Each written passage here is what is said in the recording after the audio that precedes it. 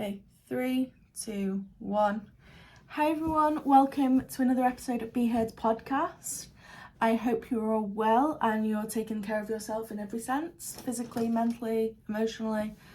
So today I'm going to talk about a topic that's quite near and dear to my heart, and that's neurodivergent assistance dogs. Now, quite a lot of people, especially in the UK, don't fully understand what an assistance dog is, because there's a huge misconception that only type of assistance dog or dog of public access is a guide dog, and that's quite a misunderstanding. It's actually the other way around. A guide dog is a type of assistance dog, and mine's right here with his head on my lap right now. So what is an assistance dog? It's a good place to start, isn't it? So an assistance dog is any animal, any dog of any breed, not on the dangerous dogs list obviously, who is trained to mitigate their handler's disability, or if it's a parent, the child's disability, or they mitigate a medical condition or disability. In some guys, they will be tasked, trained to do so. So that's quite an important piece of information. And obviously they can't be being a nuisance. They can't be pulling them all around the shop, knocking things over, barking, being aggressive, anything like that. But they need to be able to mitigate a disability. That is the access rights. And people think that it's the dog that has the access rights, and actually it's the person. So under UK law, we have the Equality Act. The Equality Act 2010, which means no one can discriminate against you for age, race, gender, sexual orientation, disability, anything, age, anything. So you then are protected as a disabled person. An assistance dog under UK law has the same access right as a pair of glasses, a cane to a wheelchair. So how can assistance dogs help the neurodiverse population? Mine's been very cute. Should we get him up? Okay, up. He's like, no, oh, he's not quite tall enough. So we say, here he is, down here, being a really good boy. How can assistance dog help the neurodiverse population? Well, there's a lot of things. And I don't just have autism, I have mental health problems as well as physical health problems. So my assistance dog, although he does primarily help with my autism, he doesn't just help with my autism, but an assistance dog that just helps with autism is equally as valid. So, and for me, Ben does a wide variety of things.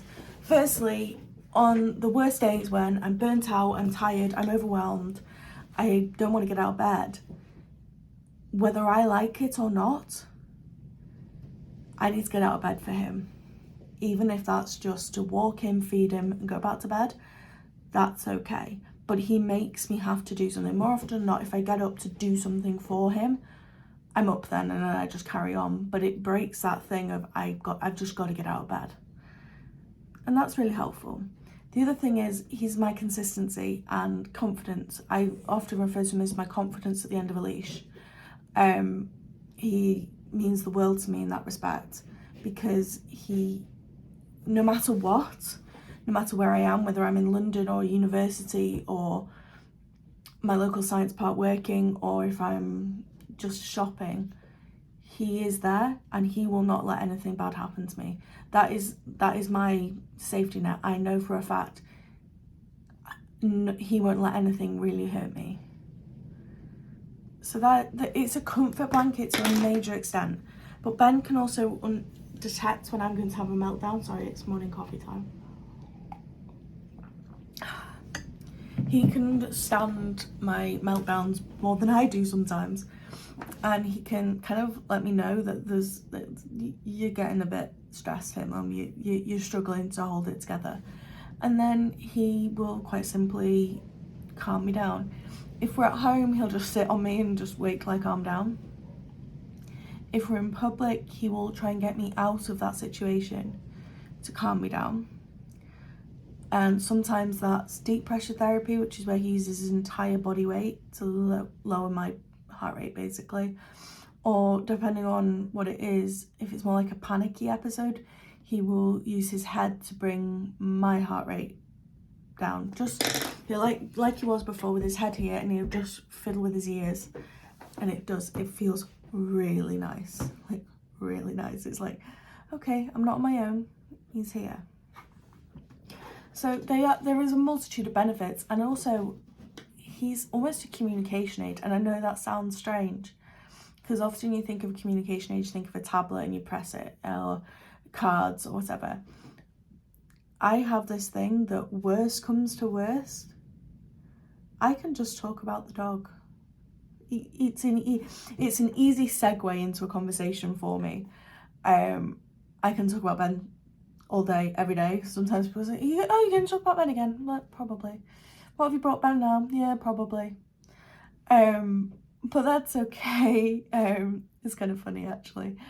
But it's worth noting that although most of the stuff he does can't be seen by most people, he has changed my life so far that you wouldn't actually believe. But there are pros and cons, like there are to everything. And I am not the biggest person saying assistance dog is for everyone, because I don't think they are. And I think it's people like, oh, I could take my dog everywhere. And I'm like, yeah, but do you want the conditions that go along with that? I'm like, no. And I'm like, no, I didn't think you did. But there are pros and cons, and there are a few things that people need to consider, especially if you're on the autism spectrum or have any other communication problem, or you're not the most confident person in the world. And I don't mean that as in confident like going out, and I mean confident in standing up for yourself. And it's something that I am very grateful for Ben, because he's taught me how to do this, or the situations we have been in together have taught us how to do this. So firstly, the major pros, he's increased my self-belief and confidence.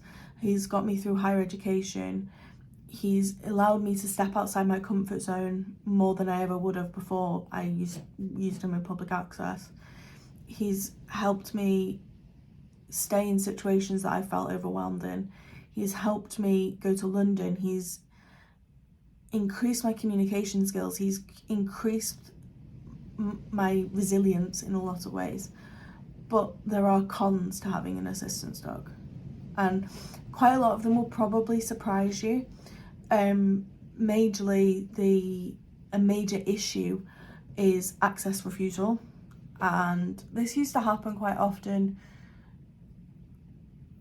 but now I've kind of educated people, and if you go into the bigger chains, they tend to understand it.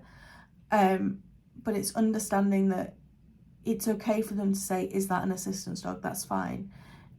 When I just like, yes, he is, and then that's often enough. But sometimes you'll get people that say, well, you don't look disabled. And I'm like, there's such thing as hidden disabilities. Have we not learnt this yet? But I can't say that because it's not polite. I said, well, I do have medical conditions. I don't have to disclose them to you. He is here. He will not touch anything. He's just here for me. And sometimes that's enough. And other times it's, you can't bring that dog in here. And I always have, as a fail-safe, a law card in my bag. If they're not listening, or I bring up the Equality Commission thing, I kind of have it saved on my phone. But access refusal is a big thing, but there is a benefit to it, is it teaches you to advocate for yourself and your rights and who you are. Quite often people say, oh, I've never heard of an assistance dog for that. That's not a guide dog. And that kind of opens up a different conversation, and quite a healthy one, about disabilities and how dogs can detect all sorts of things, and how they can help a overwhelmed kid calm down, how they can almost be an anchor. I don't agree with tethering dogs to children, but if your child gets overwhelmed and runs away, if the dog being there and then being able to just touch him calms them down enough, that is a major advantage. And I mean that from the bottom of my heart, because it does mean that your child is learning to regulate their emotion. So you open up a conversation, and then you're helping the next person, which kind of feels quite nice in a strange way. as well as a multitude of different things. The other con is people coming up and petting them without asking. It's the bane of every assistance dog handler's life. It annoys me, it drives me crazy, and I do get to a point where I just say, will you please not? I will be polite, and then it gets like 5 o'clock at uni and I'm like, no. Like, it says stop, no touch, no talk, no eye contact. It's not difficult. And that can be quite difficult, and you have to advocate for yourself. Hello, darling. And you have to be able to say, look, I'm sorry, no.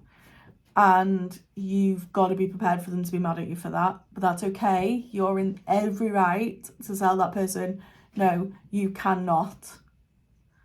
And then that's it. If they want to be mad, let them be mad. But if you're like, for me, a few months ago, I was having a really bad day at university. I had a lot of bad days last semester. And he was actively doing deep pressure therapy. And I was kind of had my headphones on, much like I do now. And I was just trying to bring myself back to zero, or as near as damn to zero as I could get. And this person came up, started stroking him, was like, oh, aren't you a good boy? Don't you love your mummy? And he didn't even take them on because he knew, like, I was like, he's like, why are they ignoring me? And I'm like, I love dogs. Does he not know that I love dogs? I tried to say in the nicest way when I was already feeling overwhelmed. It's not about that. It's about the fact that I'm really struggling right now, and I need him, to watch me and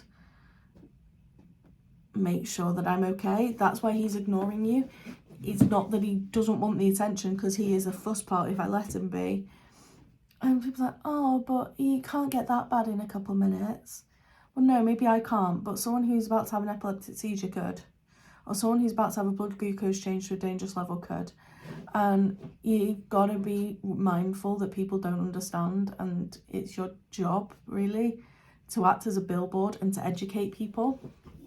And if you're not confident enough to do that, or you don't feel resilient enough to do that, or you don't think you have the communication skills yet to do that, I'm not saying don't get a dog, and I'm not saying don't train them to be an assistance dog or train them to help you, but I'm saying you might want to use them more at home and not use them as public access, because then you're still getting the benefit of having the dog and doing those 3 things around the house, but you're not putting yourself in a more uncomfortable situation.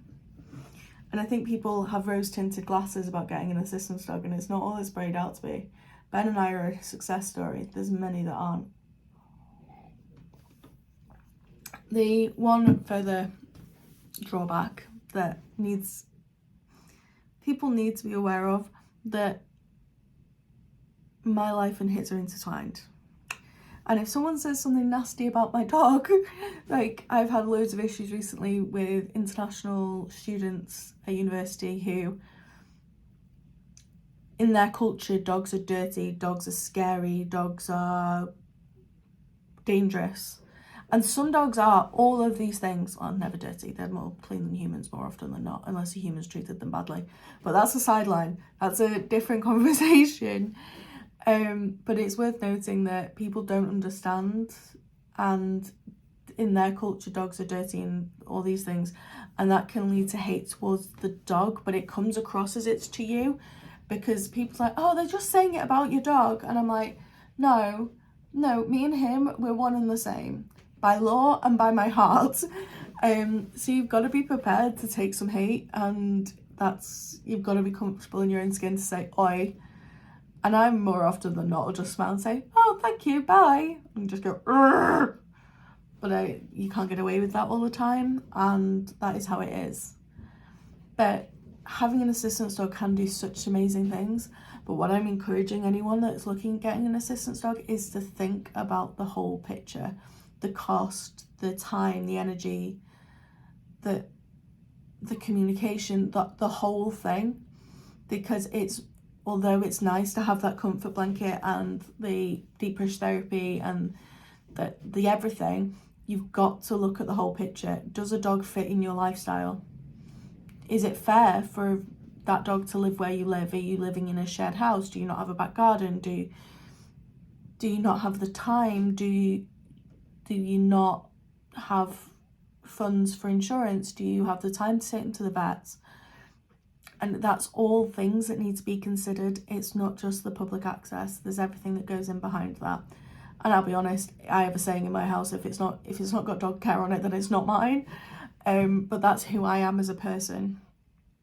So yeah, I'm more than happy to answer any of your assistance dog questions. I'll leave my email and my Facebook below.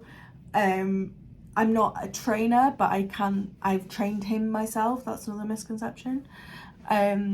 But I do understand the workings of assistance dog law and being a handler at a young age and the issues that may cause.